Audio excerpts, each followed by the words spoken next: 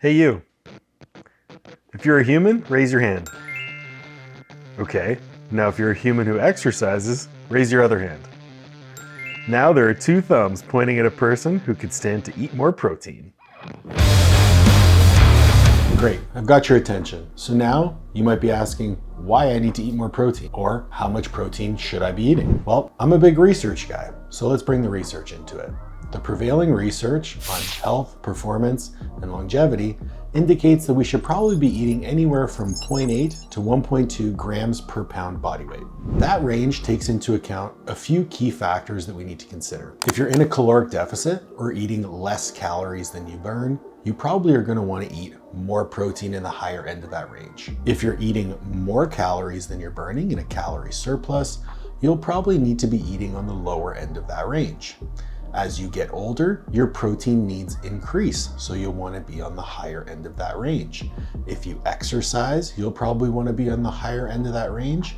And if you're dieting and you're constantly hungry, protein's very satiating, so eating towards the higher end of that range could also be beneficial. There are also certain medical conditions where protein intake can exacerbate symptoms, so you might want to err on the lower end of that range. But obviously consult your healthcare provider. As you can see from the data, aside from diets where you're consuming a large amount of calories, eating more protein towards that higher end, 1.0 to 1.2 grams per pound, is probably going to be your best bet. This is why in most cases with clients, we recommend consuming more protein rather than less. So let's look at an example. If I was to consume 1 gram per pound body weight, which falls right in the middle of that range, I would need to consume around 250 grams of protein per day. If we split that across 5 meals, that would be around 50 grams of protein per meal, or 1,000 calories from protein per day. Now, to many of you, that might seem like a lot of protein. But that's usually because you don't know how much protein is in the food that you're eating or how much protein you're actually consuming on a day-to-day basis. Now, 50 grams of protein could be equivalent to 500 milliliters of egg whites, 170 grams of chicken breast, 200 grams of extra lean ground beef, 225 grams of extra lean ground turkey, 2 scoops of whey protein isolate, or about 250 grams of white fish, but I don't keep that in my fridge because I ate a lot of it for a long time and it's disgusting.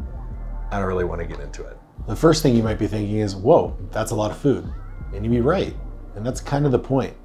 Protein is the most satiating of all macronutrients, which means it makes us feel the most full. And this is incredibly useful when we're looking at body composition changes. Eating a higher protein diet allows us to feel more full and therefore consume less calories. That's also the main reason that when you're trying to consume more calories, you might want to decrease your protein intake because it'll make you too full to eat the requisite amount of calories in order to gain weight. Further to that, higher protein intakes lend themselves to better muscle building and muscle retention. This means that you can preserve your metabolic rate and prevent things like metabolic adaptation while dieting, sarcopenia or age-related muscle loss, and continue to perform at a high level even in a caloric deficit. The first step towards increasing your protein intake is to know where your current intake falls. The best way to do that is to make no changes to your diet and simply track your food. Remember, all protein counts.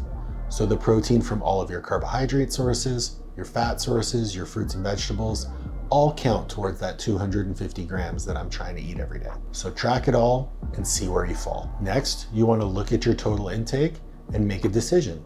Do I want to increase my protein intake from where I am, or do I need to decrease my protein intake from where I am? If you're trying to increase the protein in your diet, you can do 2 things. You can just increase the portion sizes of the protein sources you're already eating, or you can add more protein sources to your meals. Now, before you go out and say, oh, I can't eat more protein during the day, I'll gain weight. Yes, that would be true if you simply added more protein and changed nothing else about your diet. But because protein is so satiating, by adding more of it to your diet, you're more likely to intake less total calories overall. So by adding more protein to your day, you inevitably will actually consume less total calories and make adhering to a caloric deficit a little bit easier.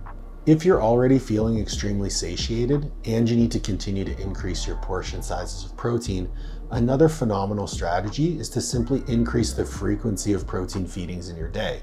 This could be as simple as adding a meal or having another shake throughout the day. This will allow you to decrease the individual portion sizes of protein and decrease the satiating effect of your meals. That's it. It truly doesn't need to be more complicated than that. You simply increase the portion size of the protein you're already eating, or add more protein-rich foods to the diet, or increase the frequency of protein feedings. The answer to the question is, how much protein should I be consuming? Overwhelmingly, it's probably going to be more. Protein is a beautiful part of any nutrition plan because it's one of the only things that we can add in rather than restrict. The mentality of adding things to the diet rather than restricting them or taking them away is profoundly impactful in the way that we view health and nutrition. Typically, whenever the words nutrition or diet are mentioned, it's usually associated with restriction or deprivation. I'm trying to put an end to all that.